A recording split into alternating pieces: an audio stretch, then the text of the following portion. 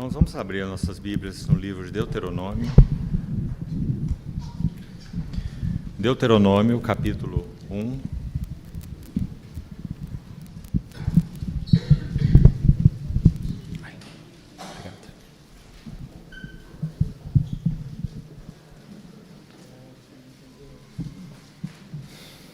Deuteronômio, capítulo 1. Vamos ler os versos 29 e alguns seguintes.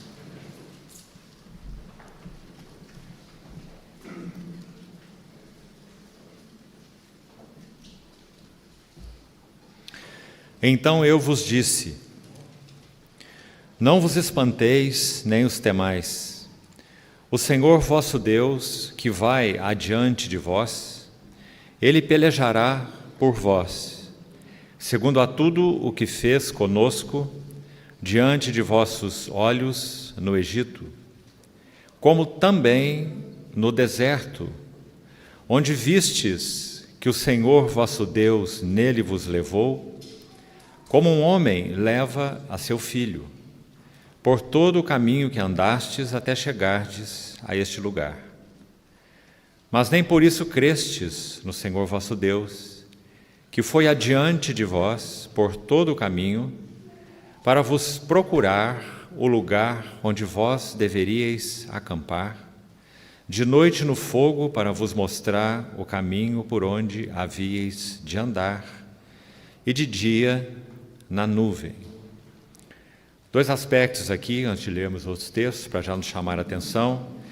Verso 31 diz: como também no deserto, onde vistes que o Senhor vosso Deus nele vos levou, como um homem leva a seu filho.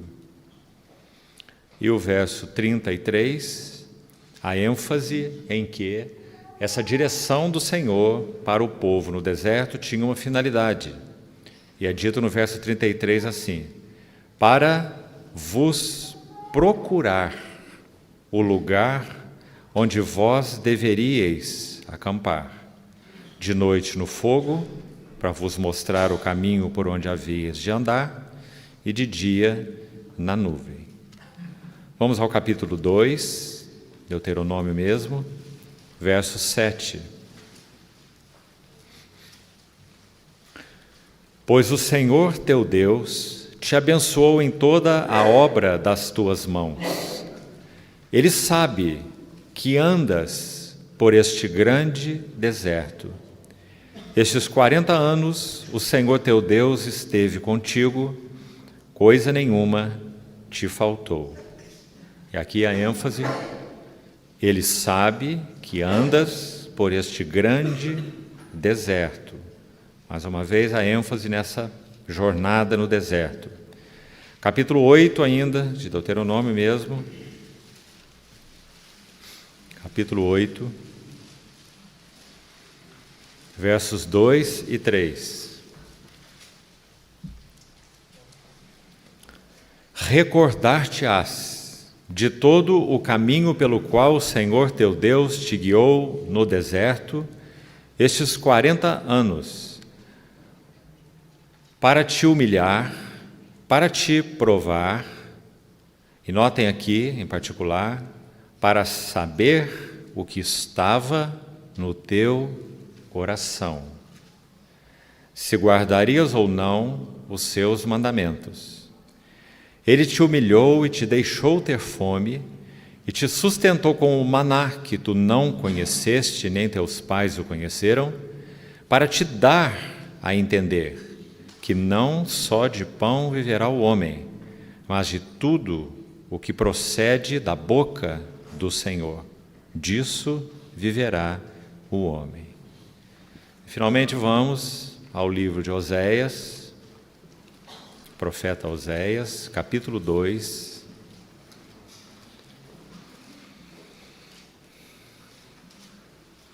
verso 14. Oséias 2, 14. Portanto, eis que eu a atrairei e a levarei para o deserto, e lhe falarei ao coração. Vamos ler uma vez mais. Oséias 2:14. Portanto, eis que eu a atrairei e a levarei para o deserto e lhe falarei ao coração. Vamos ter mais uma vez uma pequena palavra de oração. Querido Pai Celestial, confiamos às Tuas mãos a Tua palavra lida, confiamos às Tuas mãos as nossas vidas e confessamos o quão desesperadamente necessitados somos de que o Senhor se faça presente entre nós por meio da Tua palavra. Tua obra só o Senhor mesmo a pode realizar. Por isso nós confiamos a Tua obra às Tuas mãos. Sê conosco, Senhor. Fala-nos ao coração. Supera as nossas debilidades. Obtém Teu caminho de luz, de vida, através da Tua palavra, para louvor da glória da Tua graça. Em nome do Senhor Jesus. Amém. Sou grato ao Senhor por esse privilégio de podermos estar juntos, irmãos. Não tantos meses se passaram, graças ao Senhor, e já podemos estar juntos uma vez mais. Uma alegria para nós.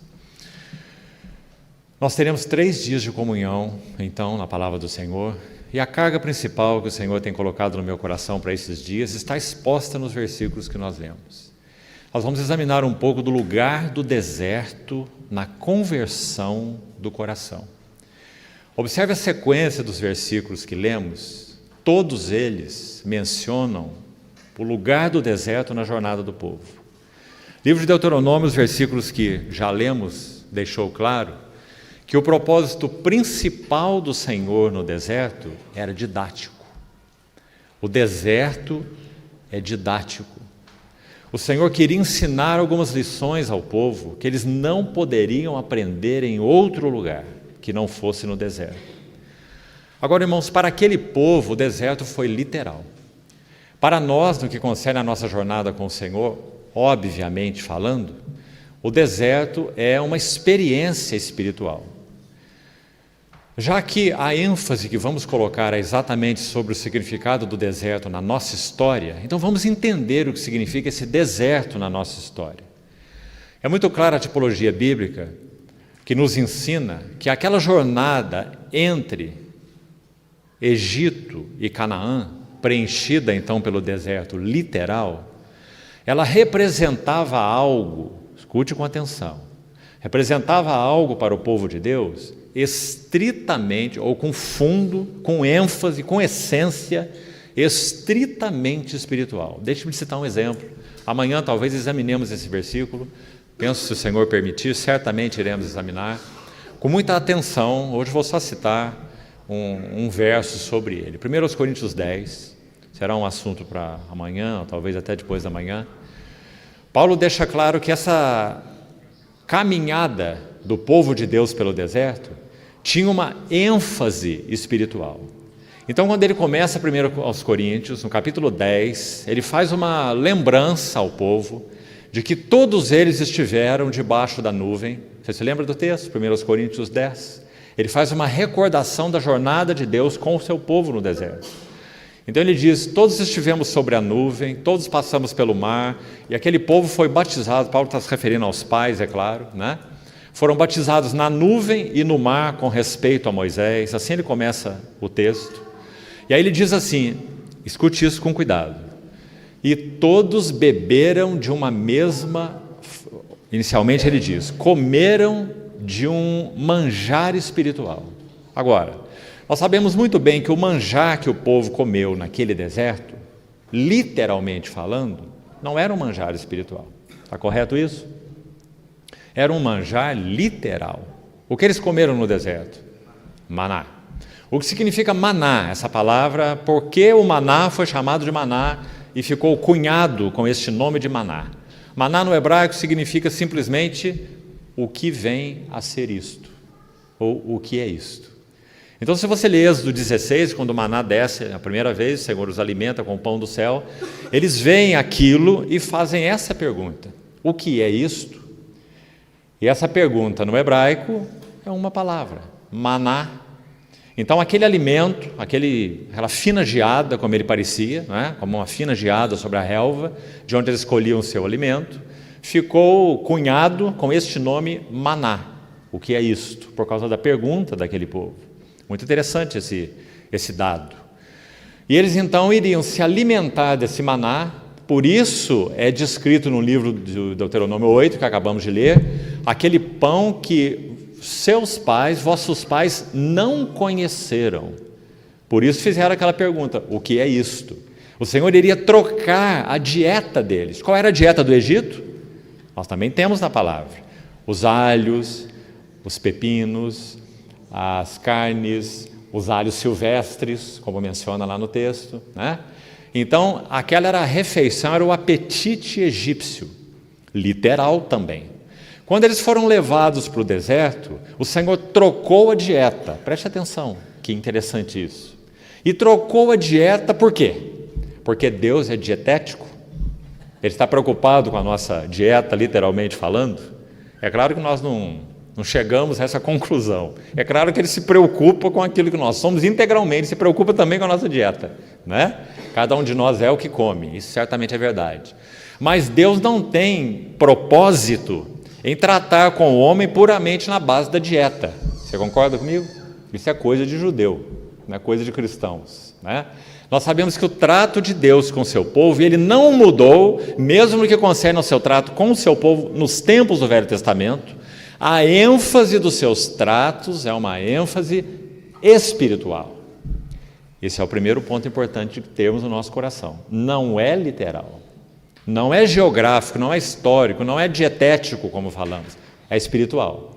Então vamos continuar nos lembrando, hoje, no momento, só citação, depois veremos com mais calma, Coríntios 10 que estávamos falando.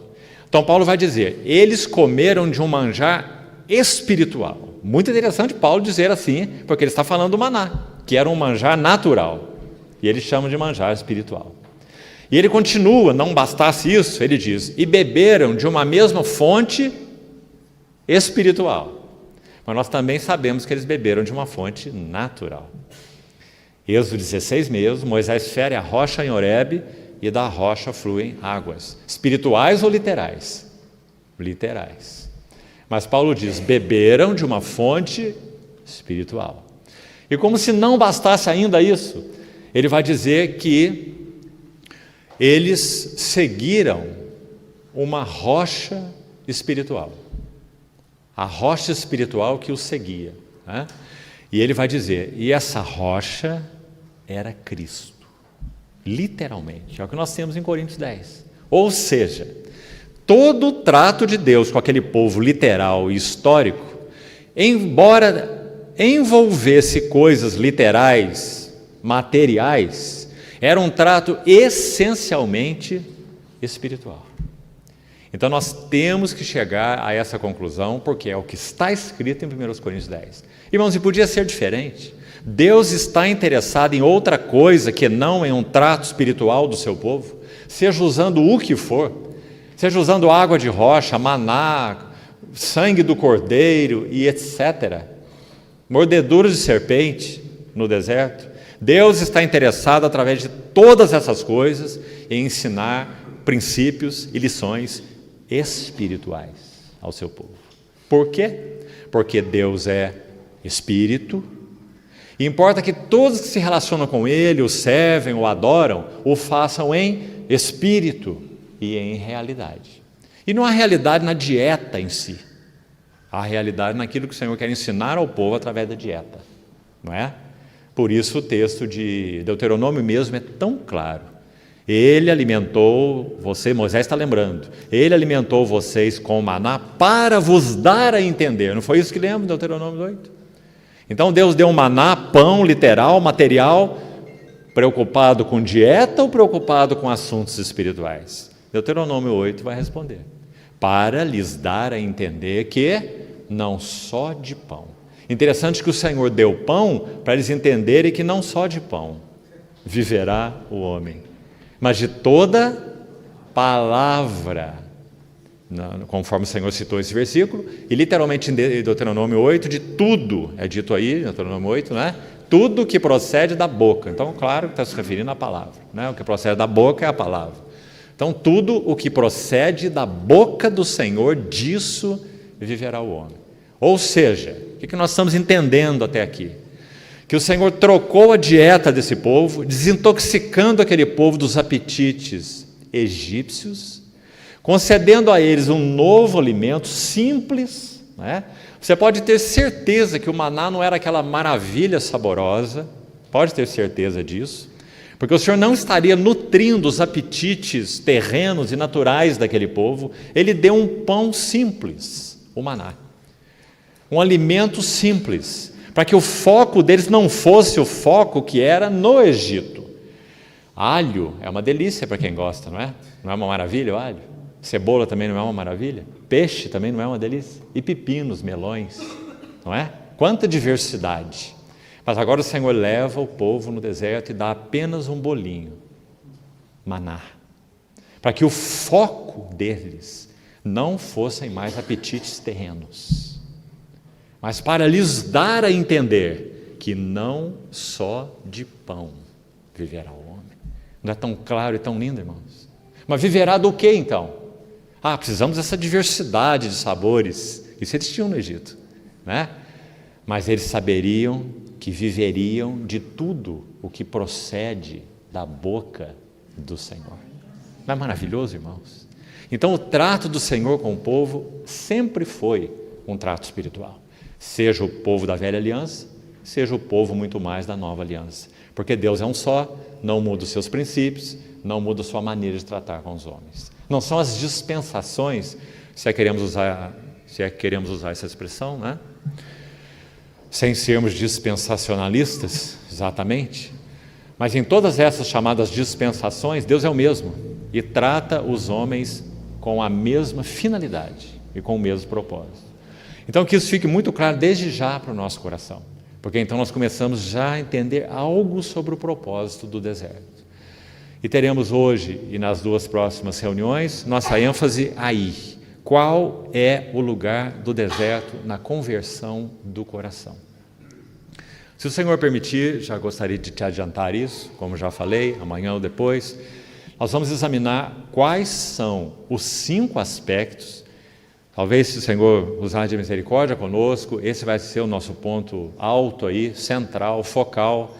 Quais são os 5 elementos, veja bem, em que o Senhor trouxe, pelos quais o Senhor trouxe as entranhas, literalmente, do povo do deserto para fora e traz a nossa, em 1 Coríntios 10. Porque agora nós estamos num texto do Novo Testamento, que Paulo está dizendo, nos lembrando, veja, pelo Espírito Santo, ele é o autor da palavra, então é o Espírito Santo através de Paulo, lembrando a caminhada no deserto. Já guarde isso no seu coração para amanhã. E ele vai destacar 5 coisas. Olha que interessante. 5 na Bíblia, veja, uma mão cheia, é o número do testemunho. 10, 2 também tem a ver com testemunho. 10 na Bíblia fala de pleno testemunho, 2 mãos cheias, não é? Então, 5 aspectos o Senhor usou em Coríntios 10, vamos estudar depois, para mostrar quais eram os elementos centrais que foram expostos da malignidade, da pecaminosidade do coração daquele povo pelo deserto. Foi o deserto que expôs esses 5 elementos. Agora, se Paulo toma esses elementos da jornada do deserto e os transporta, veja, Paulo está há 1.500 anos depois de Moisés, 1.500 anos, tá? De Moisés a Paulo, aproximadamente. Então, se Paulo faz um transporte de 1.500 anos na história e escreve aos Coríntios, dizendo, isso que foi escrito é para advertência nossa. São as palavras de Coríntios 10. E diz assim, de nós, ele repete a ênfase, de nós, não é deles, é de nós, sobre quem os fins dos séculos têm chegado.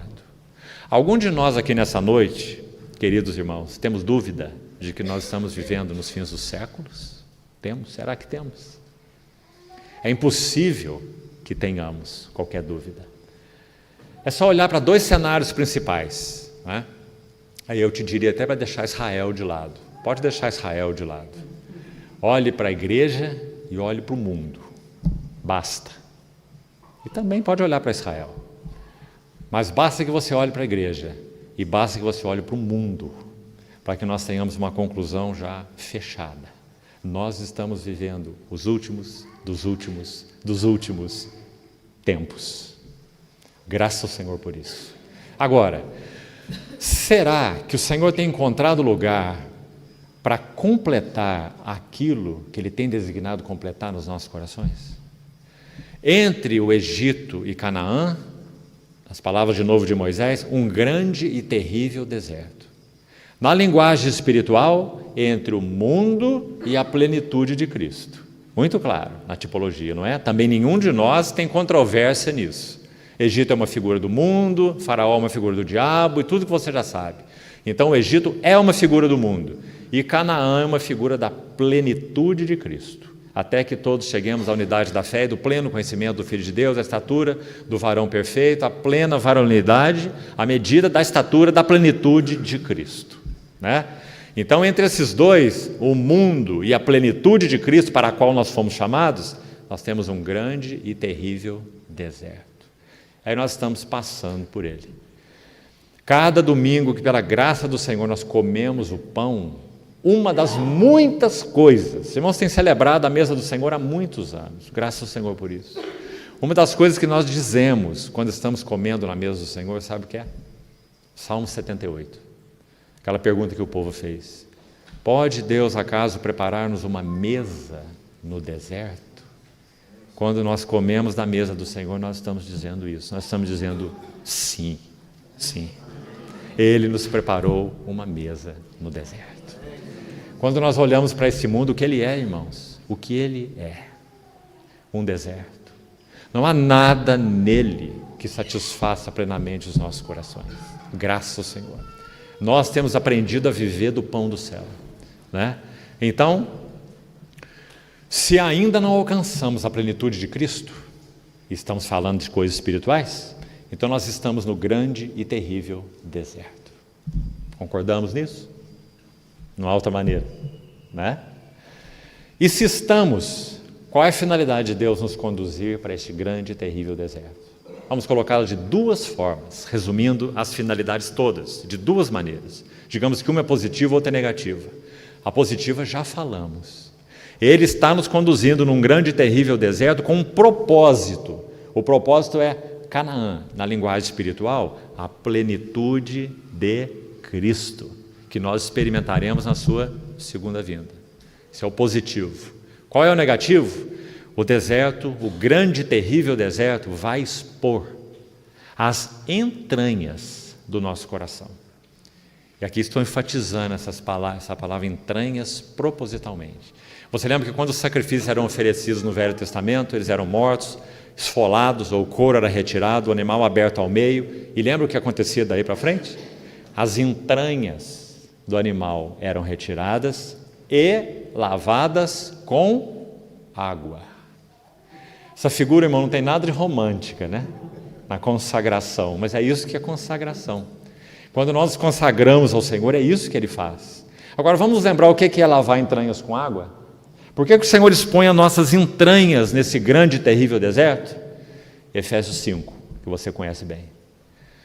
Cristo amou a igreja, a si mesmo se entregou por ela, para que a santificasse, tendo-a purificado por meio da lavagem de água pela palavra, para a apresentar a si mesmo uma igreja gloriosa.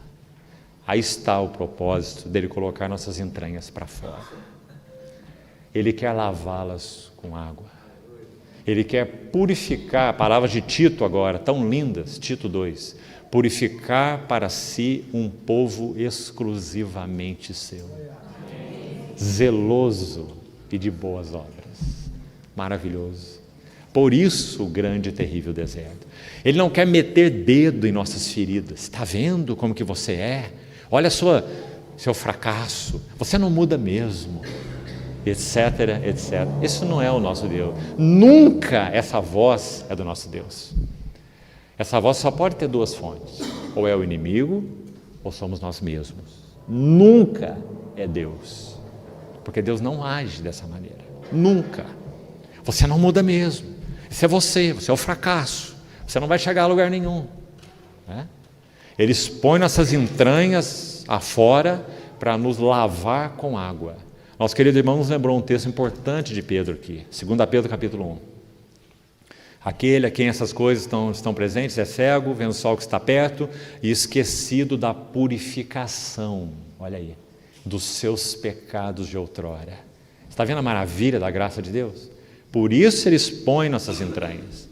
Então, quando chegarmos a Coríntios 10, não será hoje, nós vamos ver que o Espírito Santo escolheu 5 elementos. Isso é que é tão belo e tão terrível naquele texto. Belo e terrível. Ele escolheu 5 elementos para colocar nossas entranhas para fora. E dizer, isso foi escrito para advertência nossa, de nós, sobre quem os fins dos séculos têm chegado. Então, aquele que pensa estar em pé, veja que não caia. Aquele lindo texto de Coríntios. Mas hoje nós vamos fazer uma introdução, que na verdade não é bem uma introdução, porque nós vamos ver o lugar do deserto na vida dele, Jesus. Esse homem no deserto. Digamos assim, usando a mesma analogia que já temos usado. Se o deserto tem essa finalidade, não foi diferente com o homem Jesus. Nem poderia ser. Porque ele teria que ser provado, tentado em todas as coisas, a nossa semelhança, mas sem pecado, para que ele pudesse socorrer então todos os que são tentados. Que maravilhoso sumo sacerdote nós temos. Então podemos afirmar sim que quando nosso Senhor Jesus foi ao deserto, as entranhas dele vieram para fora. Quando o inimigo faz aquelas 3 sugestões, nós vamos ver que são 3 pilares, amados irmãos. E sabe, esses pilares podem ser interpretados de diversas maneiras. Todas elas são coerentes entre si. Teriam que ser, se são interpretações genuínas. Eu sei que talvez você já conheça pelo menos uma delas, que trata aqueles 3 pilares como sendo aquilo que João descreveu na sua epístola. Lembra? Quando ele diz assim, não ameis o mundo, nem as coisas que no mundo há. Se alguém amar o mundo, o amor do Pai não está nele. Aí João vai dizer, porque tudo o que há no mundo, aí ele menciona o quê? Qual é o tudo que há no mundo? A concupiscência da carne, a concupiscência dos olhos e a soberba da vida. Não procedem do Pai, mas procedem do mundo. Aqueles 3 pilares em que o Senhor Jesus foi tentado, e é isso que vamos estudar nessa noite, sem dúvida, mencionam esses 3 elementos. Nós vamos ver um a um com mais detalhes agora há pouco. Nosso Senhor foi tentado na concupiscência dos olhos, nosso Senhor foi tentado na concupiscência da carne e nosso Senhor foi tentado na soberba da vida. Então, as entranhas de Jesus vêm para fora. Mas sabe qual é a diferença? Ele é um homem absolutamente igual a nós, se nós não teríamos Salvador nenhum. Tem espírito humano, tem alma humana, tem corpo humano e é sujeito aos mesmos sentimentos. Né? Vontade, sentimentos, pensamentos, desejos, escolhas, tudo como nós, mas sem pecado. Então, quando essas entranhas vieram para fora, pecado não veio para fora. O que veio para fora chama santidade. Este é o meu Filho amado e nele eu tenho todo o meu prazer. Nesse sentido, podemos dizer, ele é totalmente outro. Essa é uma das maravilhas sobre o nosso Salvador.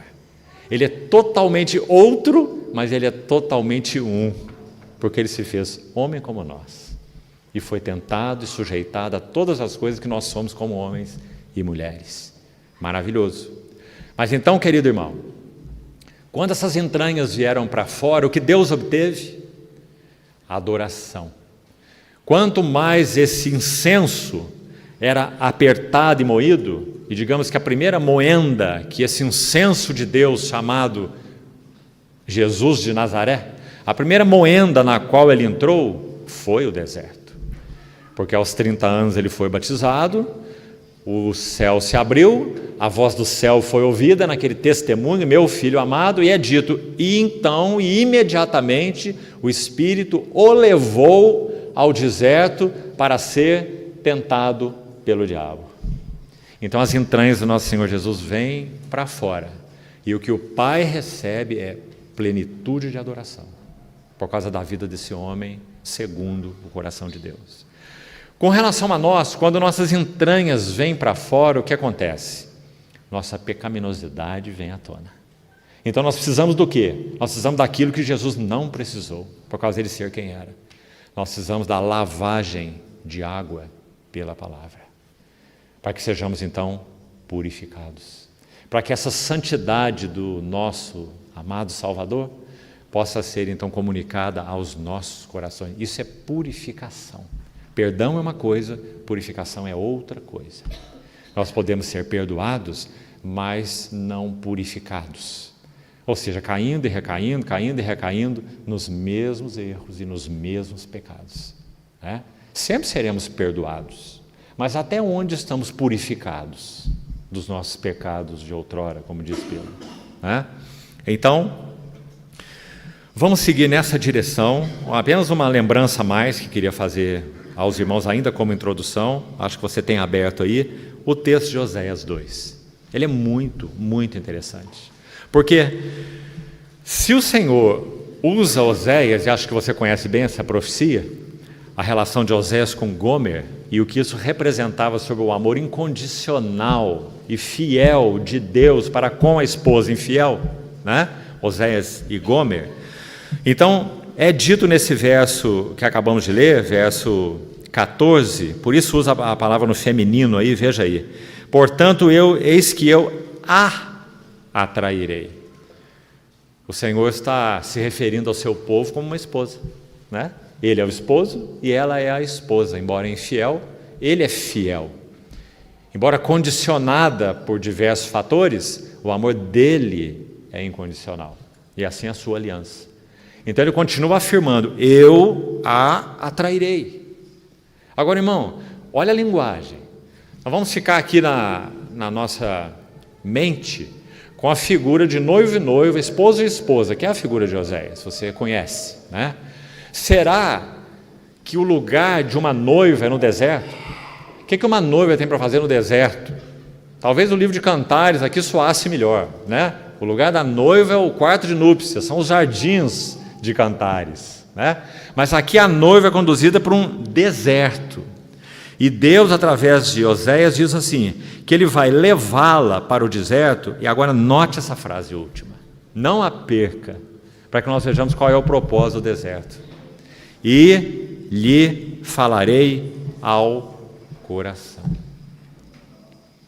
Na medida, amados irmãos, que nossas entranhas vão sendo expostas nesse grande e terrível deserto, o propósito do Senhor é encontrar lugar através do que Ele arranja nesse grande e terrível deserto, e olha que Ele arranja coisas, hein? Nosso casamento, nossa vida em família, a vida com os irmãos, nossos relacionamentos no mundo, trabalho, faculdade, etc. Não é? Em linhas gerais, são tudo o mesmo, um grande e terrível deserto, e o Senhor vai expor os nossos corações em todas essas relações. Então eu a atrairei, veja a ênfase no eu a levarei para o deserto, e então, de novo, né? Eu lhe falarei ao coração. E lhe falarei para quê? Como dissemos, para expor nossas misérias e usar de sarcasmo para conosco. Esse é o nosso Deus, para lavar as nossas entranhas com água, o lavar da água pela palavra, para apresentar a sua igreja a si mesmo, uma igreja semelhante a Ele, igreja gloriosa, sem mácula, nem ruga, nem coisa semelhante, porém santa e sem defeito. Efésios 5. Então está claro para nós, irmãos, qual é o propósito desse grande e terrível deserto. Está claro para nós a aliança incondicional de Deus, como nós vemos no livro de Oséias. Está claro para nós o amor incondicional de Deus, apesar de nós. Está claro para nós a maravilha, o poder, a bondade de Deus em usar a lavagem de água pela palavra em nossas vidas, todo o tempo, todos os dias, em todas as circunstâncias, buscando falar ao nosso coração. E como Ele faz isso de uma maneira mestra, magistral, não é? Que Salvador nós temos. Então, vamos para o Evangelho de Mateus e vamos ver o deserto na vida do Senhor Jesus. É aí que vamos começar. Amanhã, se o Senhor permitir, trataremos de Coríntios 10, conforme falamos. Mas primeiro precisamos ver esse homem no deserto. Mateus 4, de 1 a 11.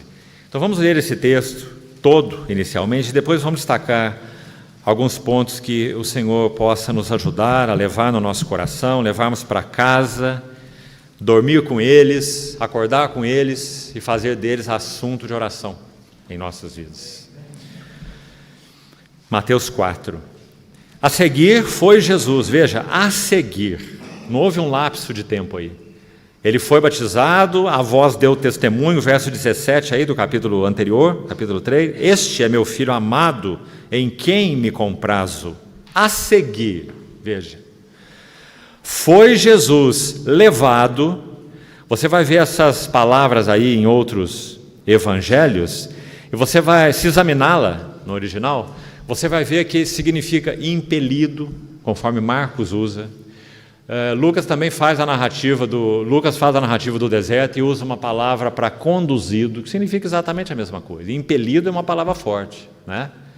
Impelido significa você, digamos, empurrar alguém, como o Espírito o impeliu para o deserto, né? Digamos, o conduziu soberanamente, com mão firme, tomando Jesus de Nazaré e impelindo Jesus para o deserto. Essa é a ideia desse termo, né?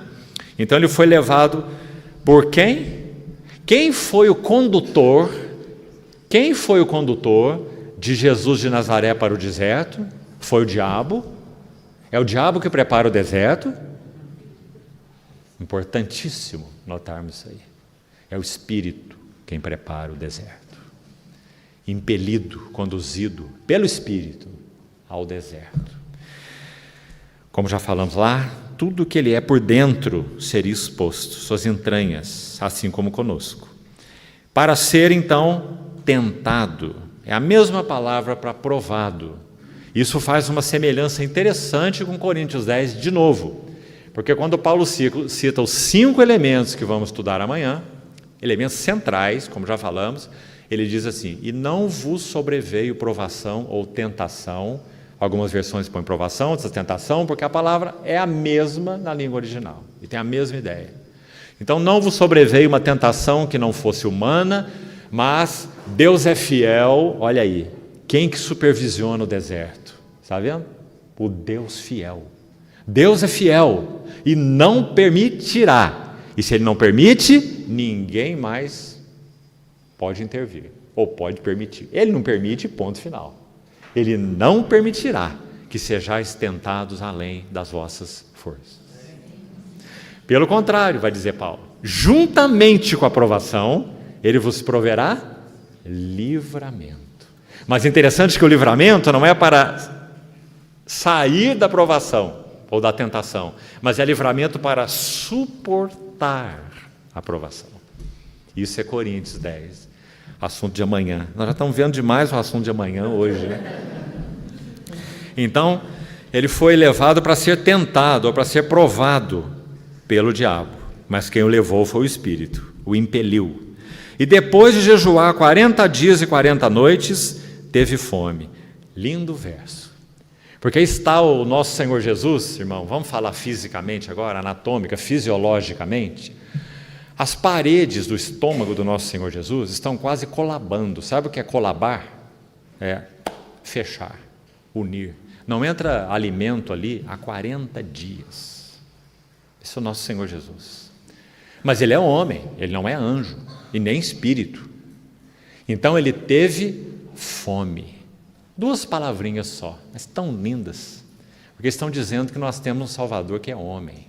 Homem de verdade. Homem que foi tentado como homem, porque é isso que ele é, suportando toda a agonia do que significaram para ele essas sugestões do inimigo. Então, Teve fome, verso 2. Então o tentador, aproximando-se, lhe disse: primeiro, se és filho de Deus, manda que essas pedras se transformem em pães. Jesus, porém, respondeu: está escrito, não só de pão viverá o homem. Nós sabemos de onde que nosso Senhor extraiu essa palavra, nós já lemos Deuteronômio 8. Mas de toda palavra, Deuteronômio nós temos, tudo que procede da boca de Deus. Aqui o Senhor resumiu isso em palavra, né? Toda palavra que procede da boca de Deus, assim lhe respondeu, a primeira tentação. Já vamos analisá-la agora mesmo. Então o diabo levou a cidade santa, Jerusalém, colocou-o sobre o pináculo do templo e lhe disse: se és filho de Deus, atira-te abaixo, porque está escrito: aos seus anjos ordenará a teu respeito para que te aguardem, e eles te susterão nas suas mãos, para não tropeçares em alguma pedra. Respondeu-lhe Jesus: também está escrito: não tentarás ou não porás o Senhor teu Deus à prova. É a ideia aqui. Não provarás o Senhor teu Deus. Verso 8. Levou ainda o diabo a um monte muito alto. Terceira vez então. Mostrou-lhe todos os reinos do mundo e a glória deles. E lhe disse: tudo isto te darei, se prostrado me adorares. Então Jesus lhe ordenou, agora não é lhe disse, agora é lhe ordenou: retira-te, Satanás, ou arreda-te, Satanás, porque está escrito: ao Senhor teu Deus adorarás e só a Ele darás culto. Tão intenso foi esse episódio, você também precisa notar isso aí, que então nós temos o verso 11. Com isto o deixou o diabo, e eis que vieram anjos e o serviram. Me permita dizer que a única outra vez que isso aconteceu foi no Getsemane. A única outra. Quando Lucas, aliás, só Lucas também que vai registrar, que depois do Senhor ter orado aquelas 3 vezes e suado gotas como de sangue, é dito que um anjo desceu do céu e o confortava, ou o fortalecia, no Getsemane. Então você vê o deserto e o Getsemane. Nesses 2 episódios, o Senhor recebeu serviço de anjos. Tão intensa foi a agonia. Então é importante você relacionar esses 2 eventos também. Aliás, são 2 das 8 crises do nosso Senhor Jesus. A tentação e o Getsemane estão entre elas. Agora vamos pensar um pouco então sobre essas tentações. Primeiro, alguém estava com o Senhor Jesus no deserto, a não ser o diabo? Tinha alguém lá? João, Pedro, Tiago, o que você acha? Não. Por que nós sabemos? Porque o Senhor não tinha nem discípulos aqui. Ele não tinha nem chamado os seus discípulos. Então o nosso Senhor, aliás, quando o Senhor chamou os seus discípulos, logo à frente, os seus discípulos não passaram a andar com Ele imediatamente. 6 meses, 8 meses, os estudiosos vão divergir, e alguns dizem 1 ano. Depois que o Senhor teve, por exemplo, o primeiro encontro com Pedro, registrado em João 1, quando ele diz: tu és Simão, tu serás Pedro, só 6 meses a 1 ano depois foi que Pedro recebeu o chamado para discipulado integral. Quando ele estava lá pescando, o Senhor mandou atirar a rede, o barco quase foi a pique, chamaram os companheiros, Pedro se prostrou diante do Senhor: retira-te de mim que eu sou um pecador. Então o Senhor falou: não temas, doravante serás pescador de homens. Então, deixando tudo, o seguiram. Lembra-se? São 2 narrativas diferentes. E um lapso de tempo aí de vários meses se passaram entre uma coisa e outra, né? Então aqui está o nosso Senhor Jesus sozinho. Aqui não tem nenhum discípulo, não tem ninguém com Ele, é Ele e o diabo. Agora, se não tem ninguém com Ele, como que nós temos esses registros? Então as tentações são registros biográficos do próprio Cristo. Se nosso Senhor não transmitisse item por item desses elementos aos escritores da Bíblia, particularmente a Mateus, que registra a ordem cronológica da tentação. Lucas registra a tentação, mas Lucas inverte a ordem, porque Lucas é um representante, digamos, de segunda mão. É claro que ele fala pelo Espírito, mas ele não se preocupa com a ordem cronológica. Mateus é quem registra na ordem cronológica. Então, são registros biográficos do próprio Cristo. Só ele viveu isso, só ele ouviu essas palavras, só ele lutou essa luta, e ele então transmitiu esse evento, a narrativa dele, para Mateus, obviamente. Então, por que o Senhor Jesus teria que passar por essas 3 tentações? Vamos ao livro de Hebreus, nós já voltamos aqui, irmãos, agora mesmo. O livro de Hebreus é a epístola mais maravilhosa para nos falar do significado da humanidade do Senhor Jesus. Se você quiser conhecer isso, não procure outra, é Hebreus. Jesus, homem, e o que ele passou, o que ele viveu, o que ele experimentou e o que ele significa como homem nos céus em glória. Então, olha o que o livro de Hebreus tem para nos dizer sobre essa finalidade, ou essa necessidade do Senhor Jesus ser tentado. Por que a tentação era necessária, não era opcional? Digamos que podia sair, ele poderia sair teoricamente do Jordão, com aquele testemunho maravilhoso, esse é meu filho amado, nele eu tenho todo o meu prazer, pense nisso. Então nós pularmos a tentação, e irmos lá para o seguinte, que diz assim, então o Senhor Jesus foi para Nazaré, né? Entrou na sinagoga, abriu a palavra e leu Isaías 61. O Espírito do Senhor está sobre mim, Ele me ungiu. Podia dar esse salto, né? Do batismo para Nazaré, para a sinagoga de Nazaré.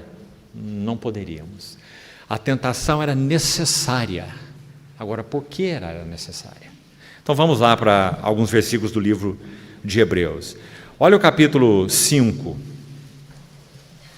versos 7 a 9. Irmãos, são versos tão encorajadores, esses que vamos ler aqui. O Jesus de Nazaré, homem, verbo encarnado, por que suas tentações eram necessárias? Então é dito em Hebreus 5, 7. Ele, Jesus, nos dias da sua carne. Está vendo a ênfase de Hebreus? O homem, a humanidade.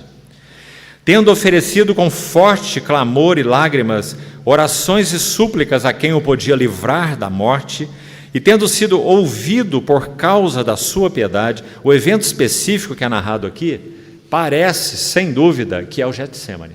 Esse contexto das orações em agonia, em súplica, e ser ouvido quanto ao que temia, que seria um colapso, uma síncope, ali no Getsemane mesmo, e morrer ali, né? Tal foi aquela agonia a ponto de suar gotas como de sangue, é algo quase inexplicável. Acho que você já deve ter estudado algo sobre isso. Só é possível a um homem suar gotas como de sangue em uma extrema agonia, de tal forma que aqueles microcapilares da fronte se dilatem e fiquem então, por se dilatarem, aquelas paredes se abrirem, passe do sangue algumas hemácias que vão dar cor avermelhada àquele suor. Você pode imaginar uma coisa assim? Uma extrema agonia de alma, suando gotas como de sangue. Então, provavelmente, é a isso que esse texto de Hebreus aqui se refere. Nosso Senhor, nessa condição de fraqueza absoluta, ele poderia ter morrido no Getsemane. Então diz a palavra que ele, com orações e súplicas, orou ao seu Pai, não é? Se possível for, passe de mim esse cálice, a quem eu podia livrar da morte no Getsemane, não é livrar da cruz, por favor, irmão, por favor, esqueça essa ideia, se é que você tem, que quando o Senhor Jesus orou, Pai, se possível for, passe de mim esse cálice, que ele está com medo da cruz, que ele está com medo da morte, esqueça essas coisas, amado irmão. O que nosso Senhor Jesus teme, a agonia, a angústia do seu coração, é que ele seria separado do seu Pai. Separação. Essa era a sua agonia. Tudo mais era suportável na vida do nosso Senhor Jesus, menos ser separado do seu Pai. Então, quando ele diz, se é possível, meu Pai, que esse cálice seja passado de mim, passe-o. Mas nunca se esqueça, tem o porém. O porém é maior do que o se possível for, passa-se de mim o cálice. O porém porém não se faça a minha vontade. Qual é minha vontade? A do Senhor Jesus, podemos dizer. É nunca e por nada ser alienado de ti. Nunca e por nada ser separado de ti. Como ele poderia querer isso? Como ele poderia vislumbrar essa hora de outra maneira? Impossível. Ele não conhece separação. A glória do Filho é ver a face do seu Abba, do seu Pai. Mas agora aproxima a hora em que ele teria que optar. E a opção é só dele. Se ele quiser continuar vendo a face do seu Pai, é o seu direito. Por natureza, por vida humana aprovada, por mérito, porque é isso que ele tem, mérito, todos os méritos, e ele continuaria vendo a face do seu Pai. E do Getsemane, ele iria para o trono, porque ele é um homem completamente aprovado por Deus. 2 vezes os céus já se abriram para ele, e já testificaram isso, não é? Mas ele opta voluntariamente, sem nenhuma pressão e nem compulsão do seu Pai. Ele opta por ser separado do seu Pai. Não se faça o que eu quero, mas sim o que tu queres. Eu opto pelo que tu queres, embora implique para mim a agonia mais extrema, separação. Deus meu, por que me abandonaste? Quando entenderemos isso, irmão? Quando? Nunca.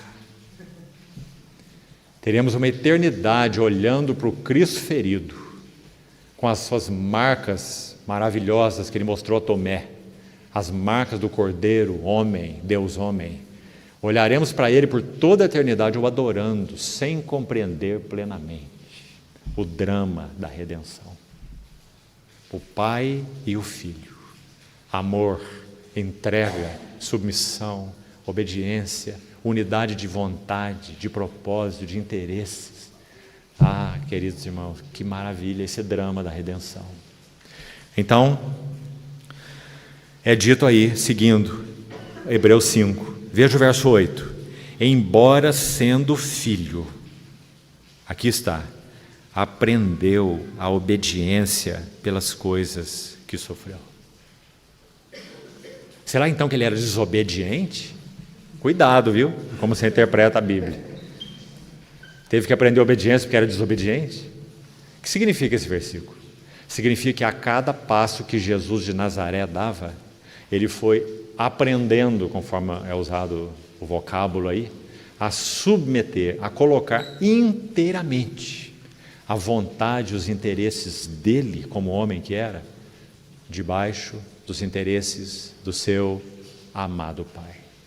Já aos 12 anos, o que foi que ele disse quando seus pais o deixaram para trás? Não sabíeis que me cumpria cuidar dos negócios ou dos interesses do meu Pai? 12 anos. Embora sendo filho, aprendeu obediência pelas coisas que sofreu. Aí está incluída tentação. Sobretudo, aliás, né? O deserto que nós estamos estudando aí, a tentação. E, então, consequência, por quê? Por que a necessidade das tentações? Por que teve que aprender obediência? Muito claro, porque ele tinha que ser aperfeiçoado, amadurecido, testado. Também, de novo, ele não teve que ser aperfeiçoado porque ele não era perfeito. Você vê o perigo aí?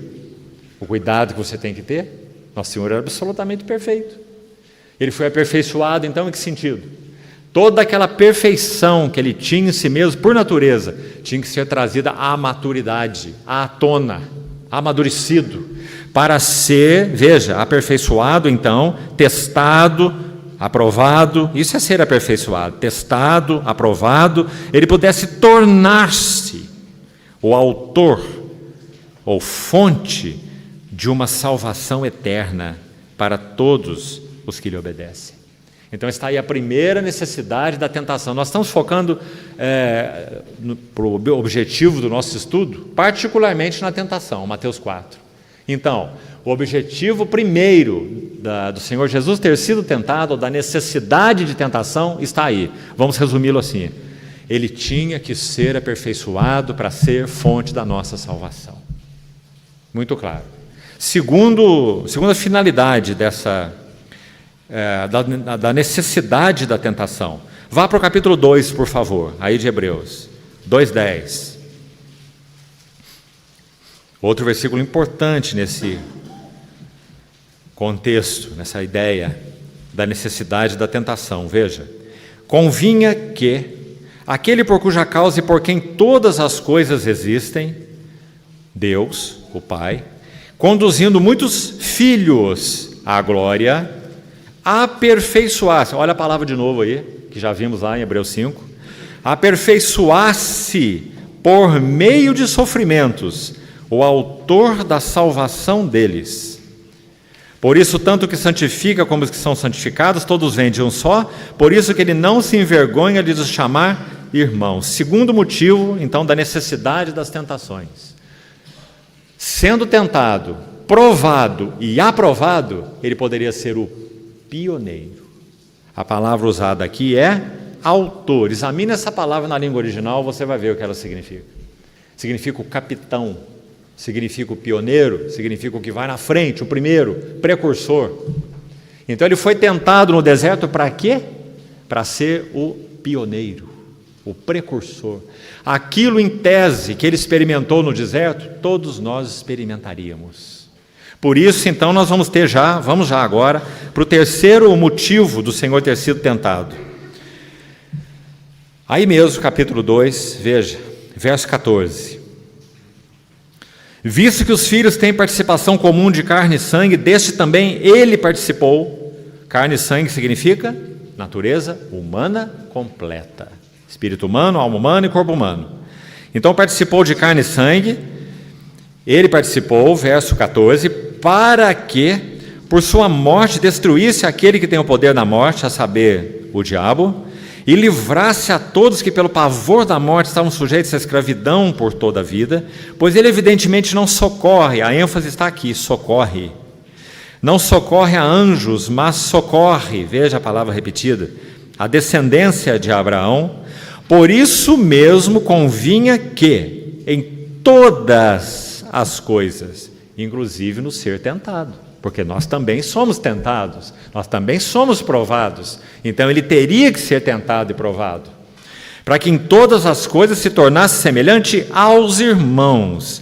E agora finalmente dá o propósito, olha aí, para ser misericordioso e fiel sumo sacerdote. Se nosso Senhor Jesus não fosse tentado, quando nós nos aproximássemos do trono da graça, Hebreus 4 agora, para recebermos graça e misericórdia para socorro, palavra repetida lá de novo, socorro em ocasião oportuna, nosso Senhor iria dizer: eu não sei exatamente o que você está dizendo, não sei o que é ser provado, não sei o que é ser tentado, não sei o que isso significa para você, como eu posso te socorrer? Então, o verso continua de maneira tão linda, dizendo que não, ele é sim misericordioso, e é um fiel sumo sacerdote nas coisas referentes a Deus, e para fazer propiciação pelos pecados do povo. E finalmente, olha o verso 18. Pois é uma conjunção conclusiva. Pois, naquilo que ele mesmo sofreu tendo sido tentado. Imagine então se ele não sofresse tendo sido tentado, como seria? Então, naquilo que ele mesmo sofreu, tendo sido tentado, é poderoso. Graças ao Senhor. Ele conhece tudo sobre essas entranhas que vêm para fora. Poder da tentação. Até onde vão essas garras dentro de nós. Ele é poderoso. É palavra para capaz. Capaz de socorrer. Você viu quantas vezes aparece a palavra socorrer aí, não é? Socorro, socorro, socorrer. Vê? Os que são tentados. Graças a Deus. E temos ainda um quarto objetivo. Finalidade das tentações. Vou repetir. Primeiro, aperfeiçoado para ser a fonte da nossa salvação. Ou o pioneiro, o capitão, já falamos, né? o que vai à frente porque conhece o caminho. Aperfeiçoado para ser o pioneiro da salvação. Segundo, aperfeiçoado para ser a fonte da salvação. As duas palavras são usadas aí em dois textos que já lemos. Terceiro, capaz de socorrer, dar suporte para os que são tentados. E quarto, está em Hebreus 4, versos 15 e 16. Sabe por que ele foi tentado pelo diabo no deserto? Irmão e irmã, escute isso, porque aí está a nossa glória. Ele foi tentado pelo diabo no deserto, com aquelas agruras e com aquela agonia, porque ele seria então capaz de estabelecer um trono de graça. Vamos ler o texto? Porque 4,15 de Hebreus. Porque não temos um sumo sacerdote que não possa compadecer-se das nossas fraquezas. Então, se você quiser entender esse versículo, você tem que tirar os dois não, né? Se quiser entender de forma positiva. Então, nós temos um sumo sacerdote que pode compadecer-se. Não é isso? Das nossas fraquezas. Por quê? Porque ele foi tentado em todas as coisas à nossa semelhança. Muito cuidadoso o autor de Hebreus, irmão. Muito cuidadoso. É perito, pelo Espírito Santo, de colocar esse à nossa semelhança. Para que você não ache, nós não achemos que quem estava no deserto era um semideus. Compreende? Ou como alguns dizem assim, Tiago diz que Deus não pode ser tentado pelo mal. Não é? Tiago não diz isso? Deus não pode ser tentado pelo mal, ele mesmo ninguém tenta. Se Jesus é Deus, então ele não pode ser tentado pelo mal. Então a tentação no deserto é só uma historinha. O diabo podia falar o que ele quisesse, que não ia fazer a menor diferença para Jesus. Jesus é impassível. Você acha assim? Tentado em todas as coisas à nossa semelhança, mas sem pecado. Então, quando aquelas coisas são apresentadas a ele, despertam nele algo, porque ele tem sentimentos humanos, ele tem desejos humanos. Quando o inimigo diz, eu te darei o reino do mundo e a glória deles, desperta algo nele, porque ele é homem. Aí diz, então o que desperta nele é mal, e se é mal, então ele pecou. Outra conclusão errada que você vai chegar. E você vai ver por quê, quando nós estudarmos essa terceira tentação. O que estava envolvido? Nada de mal, o que estava envolvido era tudo de bom. Por isso o Senhor Jesus foi tentado. Então vamos devagar agora com essas tentações. Vamos voltar a Mateus 4. Vamos buscar resumi-las para não alongarmos demais. Então vamos guardar primeiro esses 4 propósitos então. O último, maravilhoso. Hebreus 4. Sendo tentado, me permitam repetir, ele iria estabelecer, irmão. Estabelecer e estabelecer eternamente. Estabelecer um trono com fundamentos. E aí não é chamado trono de juízo. Graças ao Senhor. É trono da graça, não é? E nós iríamos então a chegar a esse trono diante daquele que conhece tudo sobre provação. É bom demais, você não acha, irmão? Conhece tudo sobre tentação, porque foi tentado em todas as coisas. E lá nós vamos encontrar o quê? Repetição do termo do capítulo 2, socorro. Porque ele é poderoso para socorrer os que são tentados. Lá não diz que é poderoso para acusar, é poderoso para cobrar, é poderoso para ridicularizar os que são tentados. Mas às vezes nós pensamos assim, não é? Sabe que esse lindo livro de Hebreus tem mais para nos dizer? Que Jesus não se envergonha de nos chamar de irmãos. Não é maravilhoso, irmão? Porque às vezes nós nos envergonhamos, não é? Não é? Nos envergonhamos de sermos reincidentes algumas vezes, aqui ou ali. Mas de novo, mas eu não mudo, mas eu me desprezo, mas eu me odeio. E achamos que isso é espiritual algumas vezes. Nós nos odiarmos não é espiritual, porque Deus não nos odeia. Se Deus que é espiritual não nos odeia, nós também não vamos nos odiar, não.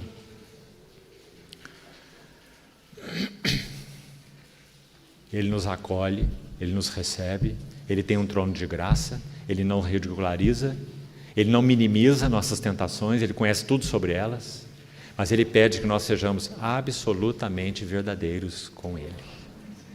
Salmo 51, Davi diz: sei que te agradas da verdade no íntimo.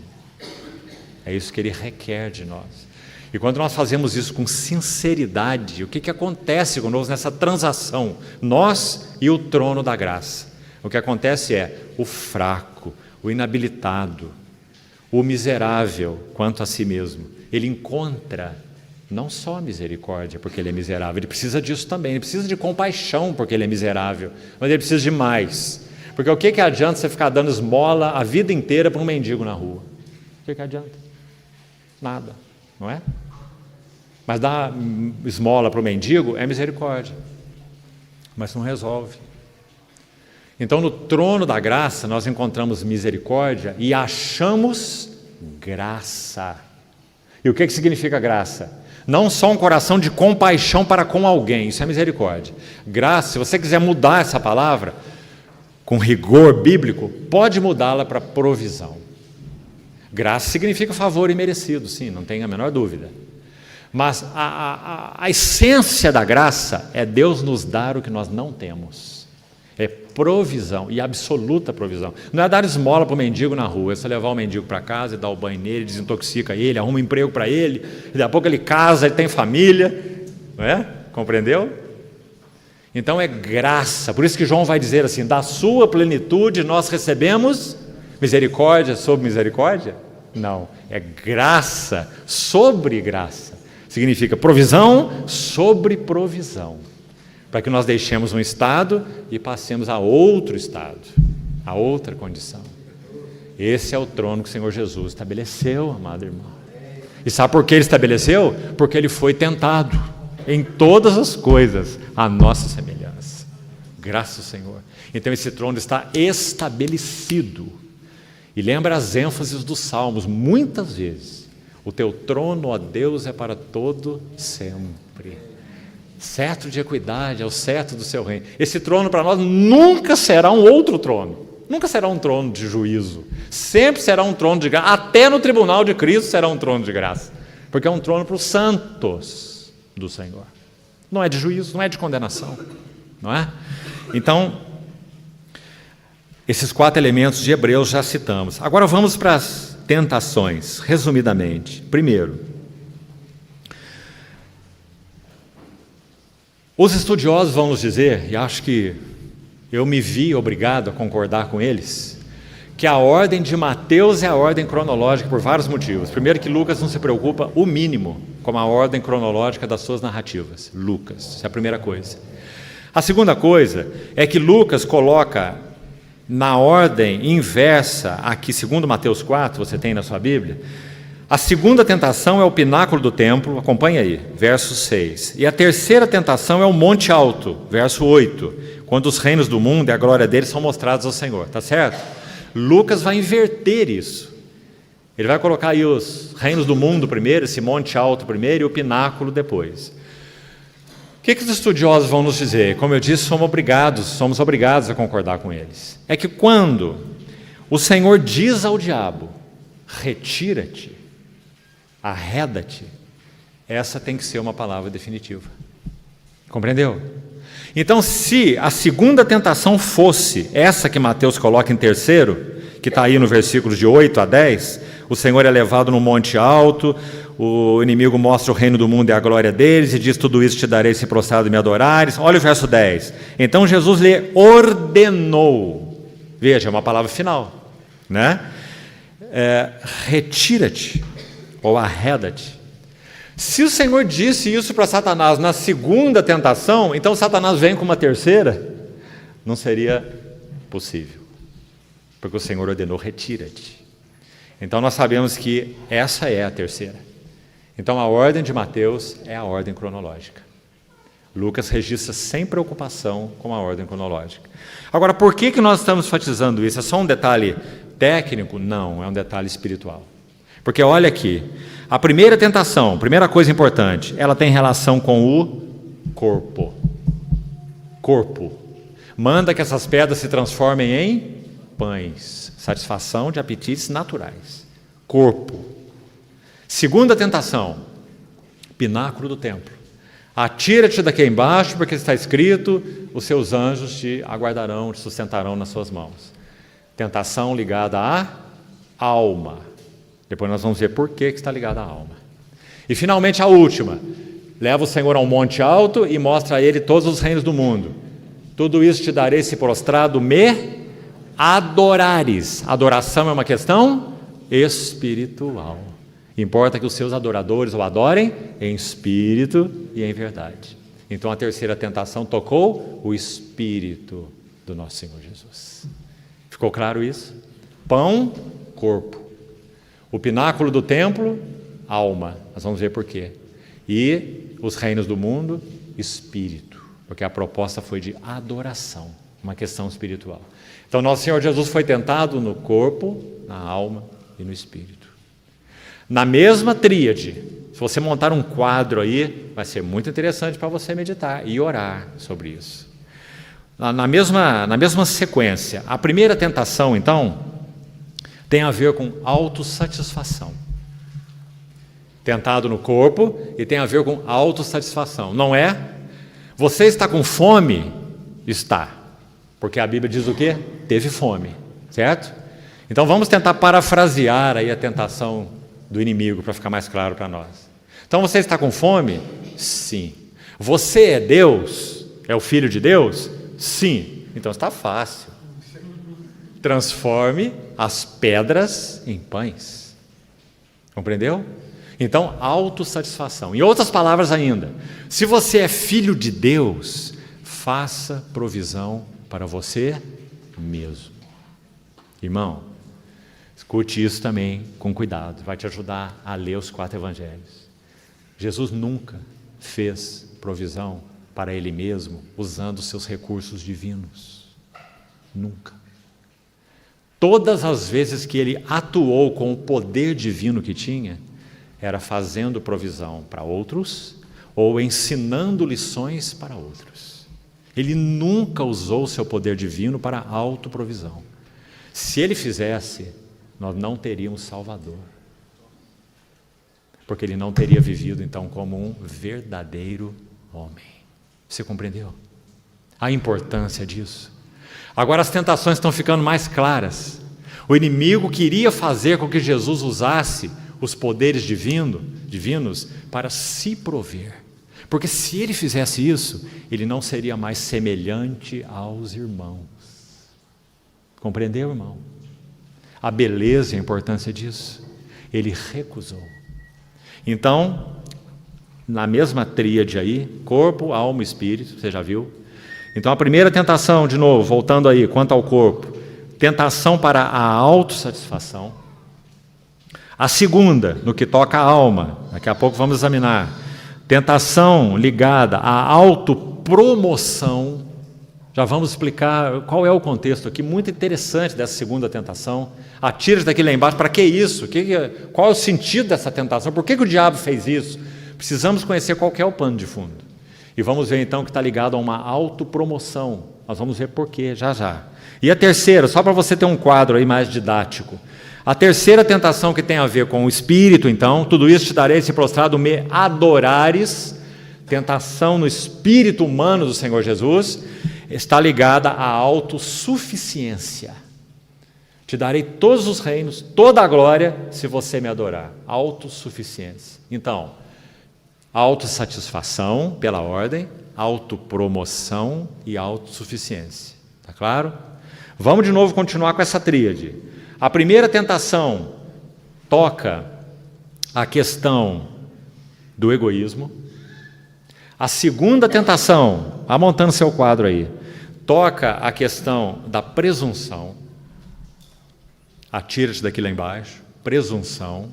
E a terceira tentação toca a questão da transigência.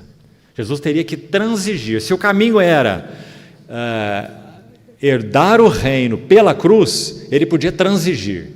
Herde o reino sem a cruz. Esse é o sentido da terceira tentação. Eu te dou os reinos do mundo e a glória deles, sem cruz. Então você pode transigir. Então uma tentação para ser transigente. E nosso Senhor Jesus foi intransigente. Ele não negociou um outro caminho que não fosse o caminho da cruz. Compreendeu isso também? Agora vamos na ordem de João, completando o quadro seu aí. Isso tudo é para você meditar com calma depois. A primeira tentação, essa que está ligada ao corpo, tem a ver com a concupiscência da carne, claro, satisfação dos seus apetites. A segunda tentação tem a ver, que toca a alma, tem a ver com a soberba da vida, porque toca o assunto da presunção que eu acabei de falar. Já vamos explicar. E a terceira tentação toca a concupiscência dos olhos. Tudo isso te darei se prostrado. Ele viu todos os reinos do mundo e a glória deles. Concupiscência dos olhos. Está entendido isso? Então você vai ter um quadro aí com essas relações todas para você meditar, orar, considerar com calma. Agora ainda gostaria de fazer uma outra coisa, irmão.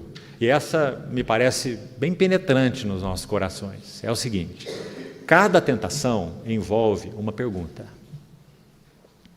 E vamos colocar da seguinte forma: na primeira tentação, a grande pergunta é do inimigo para Jesus: Deus é bom? Deus é bom? Por que Deus é bom? Explicando essa pergunta com outra pergunta. Como se o inimigo tivesse dito assim a ele: o amor de Deus, seu amor, te suprirá. Se você duvida que o amor de Deus te suprirá, o que você faz? Você se supre. Então transforma essas pedras em pães e te supra. Você só tem duas alternativas: ou você espera, confia no suprimento dele, ou você se supre. Então, aí está a pergunta ligada à primeira tentação. E essa pergunta é penetrante no nosso coração. Irmãos, quantas situações nós passamos em que essa pergunta se levanta? Todos que são cristãos verdadeiros aqui nessa noite conhecem essa pergunta no seu coração. Deus é bom com você? Por que isso acontece então? Deus é bom? E atrelado a essa pergunta, o amor dele te suprirá. Você pode continuar bem posicionado aí, do jeito que você está, bem posicionado diante dele. Você pode continuar caminhando em fidelidade. Deus é bom, o seu amor te suprirá. Será que você não precisa dar um jeitinho nisso? Está tão fácil para você. Põe sua mãozinha ali e você vai resolver o problema. Você vai se suprir. Um passinho só, um jeitinho só. Deus é bom, seu amor te suprirá. Essa foi a pergunta penetrante para o coração do nosso Senhor Jesus. 40 dias em fome. E o que ele teve para dizer para o diabo? Exatamente o que nós falamos aqui em outras palavras. Ele está dizendo: sim, Deus é bom, meu Pai é bom, e o seu amor me suprirá. Porque não só de pão viverá o homem, mas de tudo que procede da boca de Deus, disso viverá o homem. Ora, irmão, que Salvador nós temos, que homem esse, Jesus de Nazaré, o Verbo encarnado. Agora, a segunda tentação, presunção, como nós falamos, tocou a alma do Senhor. Pináculo do templo, nós tivemos numa visita naquela região há alguns anos, e é muito interessante constatarmos, foi interessante, que o pináculo do templo não é no templo. O pináculo do templo, a palavra templo é usada porque se refere à área do templo, não ao templo edifício em si mesmo, ou edifício central do templo. O pináculo do templo é a esquina do muro do templo. Ainda tem um resto da muralha lá até hoje, o chamado Muro das Lamentações, não é? Então tem uma esquina, literalmente é uma esquina, que no pináculo dela, se você olhar, ninguém pode subir lá, não tem acesso, você pode ver, mas se pudesse subir nesse pináculo do templo e olhasse para baixo, é uma visão vertiginosa, porque é um abismo profundo, porque esse pináculo do templo está faceando aqui com o Ribeiro Cedron, que está entre dois montes, o Monte do Templo e o Monte das Oliveiras, onde tem o Jardim do Getsemane. Então uma montanha aqui, imagine, uma montanha aqui, Monte do Templo, onde está o templo e o muro, o pináculo. Do lado de cá, o Monte das Oliveiras, e entre os dois montes um vale, que é o Vale Cedron, o famoso Ribeiro Cedron, que Nosso Senhor atravessou tantas vezes para ir ao Monte das Oliveiras. Então, do pináculo do templo, olhando para baixo, são centenas de metros. Então, o inimigo coloca o Senhor nesse pináculo e diz a ele: atira-te daqui lá embaixo. Agora, por que nós falamos que essa tentação tocou a alma do Senhor? Por que tem a ver com presunção, como nós falamos? Por quê? Veja o pano de fundo. Havia uma corrente entre os rabinos da época que dizia assim: quando o Messias se manifestar, ele irá se revelar ao seu povo de maneira extraordinária, miraculosa, sobrenatural. Você viu por que isso apelou para o coração de Jesus de Nazaré? Como se o diabo dissesse: você não quer de uma vez por todas deixar claro. Irmãos, ele estava iniciando seu ministério, ele acabou de ser batizado, certo? 30 anos de idade, iniciando seu ministério, acabou de ter o testemunho do céu, foi levado no deserto pelo Espírito, tentado pelo diabo. Em outras palavras, o diabo diz assim: vamos deixar o assunto resolvido desde já. Você não é o Messias e não veio como Messias para o seu povo, enviado de Deus, dê logo a demonstração, porque é isso que eles estão esperando. Que o Messias desça aí como, digamos, um super-homem, né? Voando aí pelos ares e aterrize lá embaixo, no meio do povo. E eles saberão que você é o Messias esperado. Então atira-te daqui lá embaixo. E é certo que você será guardado nesse salto, porque a palavra diz, aí está o inimigo, perito em Bíblia, fora de contexto, né? Aos seus anjos dará ordem a teu respeito para que te guardem. Só que ele parou o versículo aí. E aí ele põe, ele quer citar outra parte, porque a do meio ele não pode citar. E ele sabe por que ele não pode citar. Então ele põe, eles te sustentarão na mão para não tropeçares em alguma pedra. Sabe qual parte que ele pulou? Vamos citar o verso de novo. Aos seus anjos dará ordem a teu respeito para que te guardem. Até aí ele citou. Mas ele não completou assim: em todos os teus caminhos. Sabe por que ele não citou essa parte? Porque se os caminhos do homem Jesus não fossem aprovados por Deus, Deus não o guardaria. Deus não estaria com ele. Por isso ele submeteu sua vontade humana em todo o tempo à vontade do seu Pai. Então a pergunta seria: aquele salto que o Senhor daria dali estava nos caminhos do Pai para com ele? Não. Faziam parte da tentação do inimigo. Então, se ele desse aquele salto, por isso você vai entender por que ele responde essa tentação dessa maneira. Olha a resposta dele no verso 7. Qual é a resposta? Não tentarás o Senhor teu Deus. Que significa o quê? Não porás o Senhor teu Deus à prova. Porque ele sabia que aquele salto dali não estava nos caminhos de Deus. Por isso o inimigo omitiu aquela frase do Salmo 91. Para que te guarde em todos os seus caminhos. Os caminhos dele deveriam estar de acordo com os caminhos de Deus, senão ele não teria a guarda de Deus e a proteção de Deus, né? Então você vê como o inimigo faz com a Bíblia. Tergiversando seria a palavra, né? Ou interpretando mal, distorcendo. Então aí a segunda tentação tem a ver com essa autopromoção. Aquele salto seria uma autopromoção de Jesus. Eu sou o Messias extraordinário, né? Mas foi o que ele não fez. E a terceira, temos que ir concluindo. A terceira, irmãos, é quando o inimigo coloca as suas garras verdadeiramente de fora.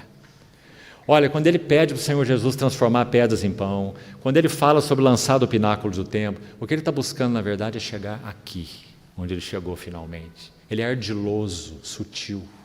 O que ele quer, no final das contas, foi quando ele jogou a sua última cartada. E qual foi?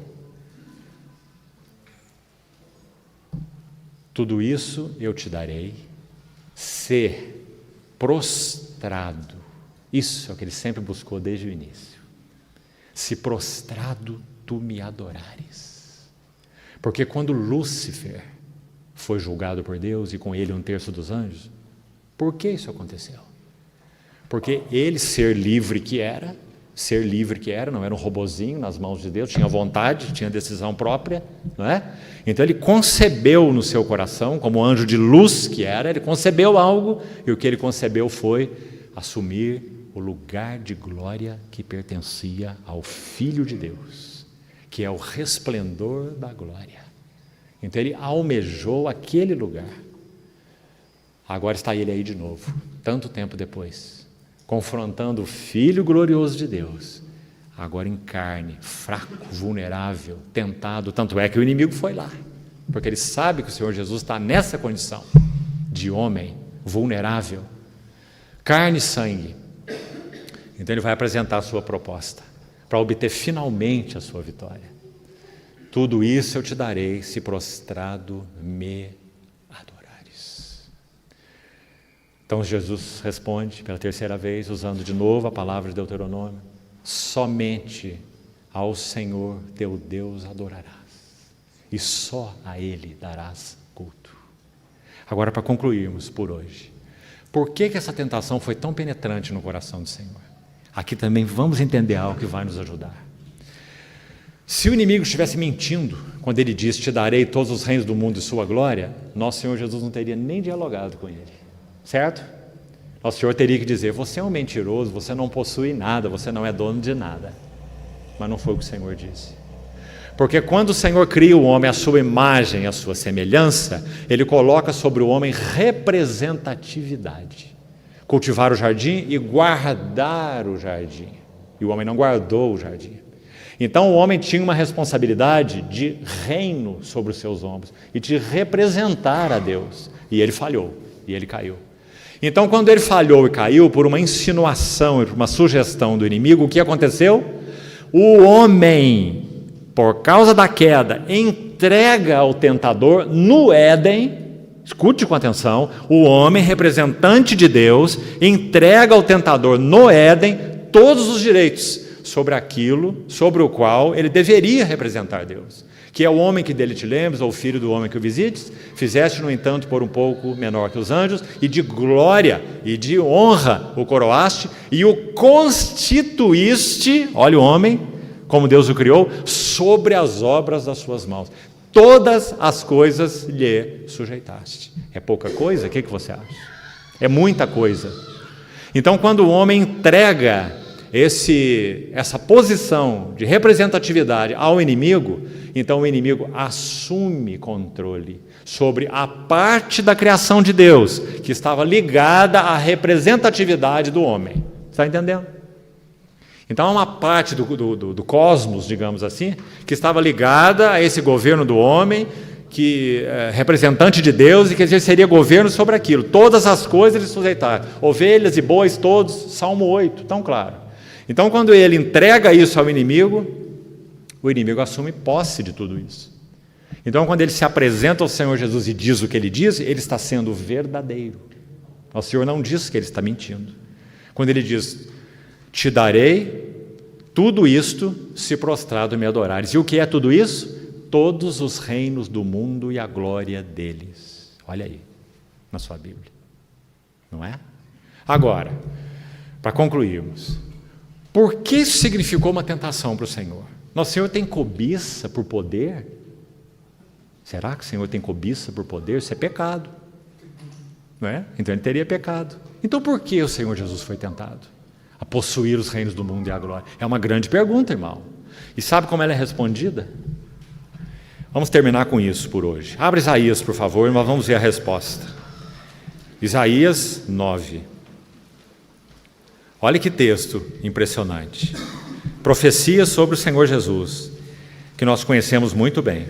Isaías 9, 6. Porque um menino nos nasceu, um filho se nos deu, escute bem, o governo está sobre os seus ombros, e o seu nome será maravilhoso, conselheiro, Deus forte, Pai da eternidade e príncipe da paz. Esse aqui é o verbo encarnado, porque é o menino que nasceu, tá bom? Então não está se referindo, essencialmente falando, ao Filho eterno, o Verbo de Deus, eterno Filho, glorioso Filho. Está falando do Verbo encarnado, o menino que nasceu e o Filho que nos deu, certo? Então o governo está sobre os seus ombros, seu nome será maravilhoso, conselheiro, etc. Agora olha o 7. Para que, ele conclui lá com príncipe da paz, para que se aumente o seu governo e venha paz. Ele não é o príncipe da paz? Então, quando se aumenta o seu governo, virá paz sem fim. Veja, sobre o trono de Davi, povo de Israel, aquele povo ali para o qual o Senhor veio, né? Que o inimigo estava tentando se apresentar a esse povo como Messias, tá certo? Então, sobre o trono de Davi e sobre o seu reino, para o estabelecer e o firmar mediante juízo e justiça, desde agora e para sempre. Vamos parar aqui, por enquanto. Não leia a última parte aí ainda não. Vamos parar aqui. O que está acontecendo na terceira tentação? Vamos tentar então parafrasear. O inimigo está dizendo assim: para que você veio? Você não é o Messias.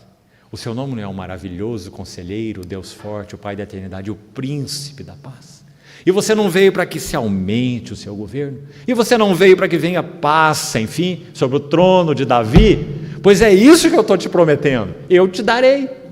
Eu usurpei do homem e ele perdeu. Eu venci, eu ganhei. É meu, eu tenho direito de posse. Mas eu te darei. Você não quer? Você não veio para isso? Você não é o príncipe da paz? Você não quer aumentar o seu governo? Não quer trazer paz sem fim para quem você veio? Então eu te dou. Desde que você prostrado me adore. Agora, quando Isaías fez essa colocação que acabamos de ler, olha qual era a certeza que o menino que nasceu e o filho que nos deu tinha. Leia agora a última frase.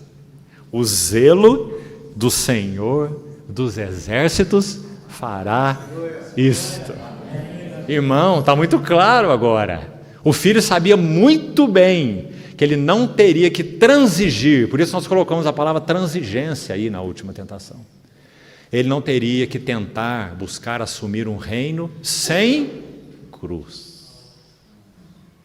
Ele iria herdar todos os reinos do mundo e a glória deles, mas ele iria herdar pelo caminho da cruz, porque ele é o herdeiro de todas as coisas. Mas por qual caminho? O caminho do inimigo é mais fácil. Basta uma prostração e uma adoração, e tudo é recebido. Mas o caminho do Senhor Jesus é o caminho da cruz. Obediente até a morte, e morte de cruz. E por isso, Deus o exaltou soberanamente. Ele deu um nome que está acima de todo nome, para que ao nome de Jesus se dobre todo joelho. Esse é o significado da terceira tentação. Então você vê que não tem a ver com cobiça por poder, não tem nada a ver com isso.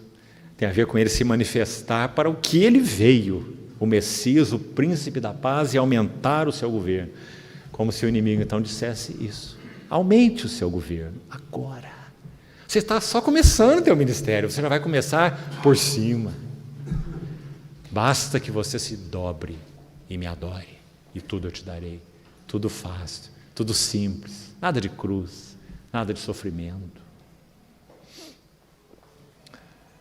Tentado em todas as coisas, a nossa semelhança, mas sem pecado. Acheguemo-nos, portanto, confiadamente. Irmãos, ele conhece esses assuntos a fundo. Conhece a questão ligada ao egoísmo, à transigência, à autossuficiência. Nós estamos falando sobre as perguntas envolvidas, não é? A primeira pergunta ligada à primeira tentação: Deus é bom, seu amor te suprirá? A segunda pergunta ligada à segunda tentação, a questão da alma, do atira-te, da presunção, da autopromoção, como já mencionamos tudo aí. Qual é a pergunta? Está muito clara lá. Deus é fiel. Eu fiel, Ele é fiel. Seu amor te guardará. Faça a prova. Pule, salte daqui. E prove se Deus é fiel e se o seu amor te guardará. Será que essas tentações também não nos ocorrem? Deus tem sido fiel comigo. Seu amor é fiel. seu amor fiel me guardará. E a terceira pergunta, como nós falamos, a mais penetrante, porque é a última das tentações. E é a pergunta que tem a ver com a suficiência, como nós colocamos. E quando nós elaboramos essa pergunta ligada ao amor de Deus, como é que seria essa pergunta? Deus é suficiente. Deus é suficiente para você, para mim. Seu amor nos basta. Primeiro, seu amor nos supre. Segundo, seu amor nos guarda. Terceiro, seu amor nos basta. Nós temos que responder essas perguntas, irmãos. Nosso Senhor respondeu as três. Como dissemos em outras palavras, Ele disse ao inimigo: o amor de meu Pai é que me supre. Não só de pão vive o homem. O amor de meu Pai é que me guarda. Por isso não provarás o Senhor teu Deus. E o amor do Pai é que me basta. Por isso, nada de reinos do mundo e a glória deles por outro caminho. Então, irmãos, esse significado das tentações do Senhor. Você viu o que o deserto produziu nele? Produziu nele algo tão maravilhoso, por causa dele ser quem ele é. O incenso foi colocado na prensa. Me permita chamar aqui, no contexto que estamos falando, de prensa do diabo. Mas na verdade é prensa de Deus, né? Mas vamos chamar de prensa do diabo. Ele foi posto na prensa do diabo. Sabe o que saiu dali? Incenso moído, cheiroso, para ser aspirado pelas narinas do seu Pai. Ele está confessando o amor fiel, o amor que basta, o amor que cuida, o amor que supre, em todas as três tentações, em todo o tempo. Irmãos, esse Jesus Cristo, esse Jesus de Nazaré, vive dentro de nós, e somos dele. Nós temos a mesma confissão dentro de nós. Então, que nós aprendamos a nos recolher junto do trono da graça. E nós vamos encontrar a mesma provisão. Cristo vive em mim. Graças ao Senhor. Amanhã vamos estudar, então, Coríntios 10. E vamos ver nossa história no deserto. Por que Paulo chama atenção para aqueles 5 elementos? E como nós precisamos atentar muito bem para eles. Eles são severas advertências, mas digo aos irmãos que eles são grandes encorajamentos, porque são elementos pecaminosos que vêm para fora com aquela certeza absoluta do final daquele texto, que diz: Deus é fiel. Não permitirá que essas coisas aplastem vocês, prostrem vocês. Ele administrará o deserto para que vocês sejam purificados dessas coisas. E aí nós vamos ver quais são essas coisas, naquele contexto de Coríntios, então. Então, que o Senhor continue, queridos irmãos, nos ajudando, falando ao nosso coração e, sobretudo, nos mostrando essas glórias do Cristo que nós temos. Fiel, sumo sacerdote, que vive para interceder por nós. Graças ao Senhor. Vamos então orar para concluirmos. Querido Pai Celestial, somos tão agradecidos e, na verdade, com palavras tão pequenas, tão ineficientes, inadequadas, para expressarmos nossa gratidão por termos um Redentor como Teu Filho fiel, Teu Filho que nos ama, Teu Filho que por Seu sangue nos libertou dos nossos pecados, Teu Filho que é o grande intercessor que vive para interceder por nós. Ah, Senhor, te pedimos que o Senhor nos mantenha recolhidos no Teu trono da graça, encontrando sempre essa misericórdia e, sobretudo, a graça para socorro em ocasião oportuna. Que nosso coração não duvide. Ajuda-nos a permanecer fiéis e firmes naquilo que o Senhor é e fez. Obrigado, vencedor de Deus, porque nos colocaste no séquito dos Teus triunfos e nós estamos seguros aí. Obrigado que tudo que o Senhor também o é para nós. Louvado seja o Teu nome. Pertencemos a Ti e nos alegramos, Senhor. Estabelece, te pedimos, no nosso coração o Teu governo, para que venha paz, sem fim, descanso, segurança. Ah, Senhor, queremos realmente viver assim. Ajuda-nos.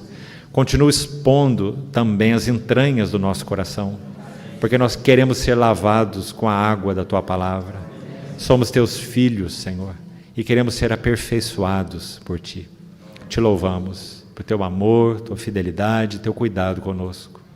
Em Teu precioso nome oramos. Amém, Senhor.